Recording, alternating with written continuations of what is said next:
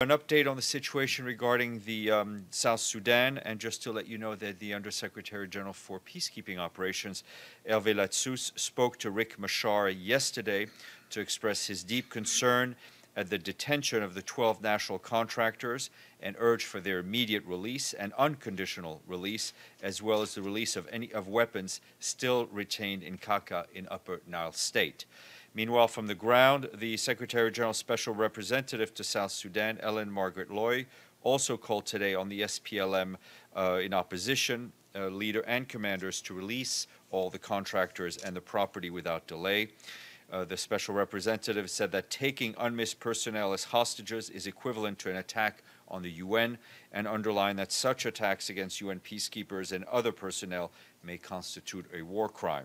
She also strongly refuted that the barge had been transporting weapons of cargo of any kind. All of the fuel cargo was intended for resupplying the UN base in Renk and not for use for the opposition. I noticed as you were reading, I wanted to ask you about this on South Sudan anyway, the contractors that are still being held.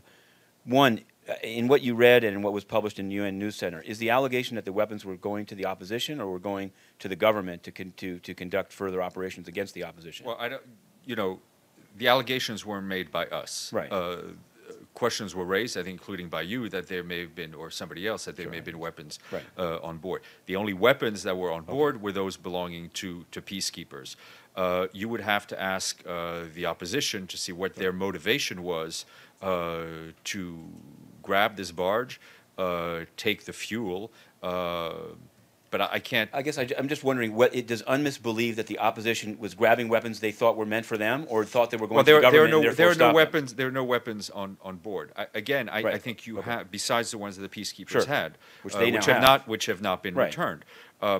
Again, I can't speak to the motivation of people who've gone and committed illegal actions against the United Nations. You'd have to ask them. The more nitty-gritty question I wanted to ask is that it seems most people there are saying that it's Johnson Olony, not Riek Machar. You said that Mr. Ladsous had called Riek Machar, but it seems like it's another commander, Johnson Olony, who Mr. Gordon Brown has called a warlord, and who may or may not be under the command of Riek Machar. Well, so has anyone reached out to Mr. Olony? I'm sure contacts are being held on the ground. From here, we spoke to Riek Machar, who portrays himself as the leader of the opposition, and who therefore has a responsibility.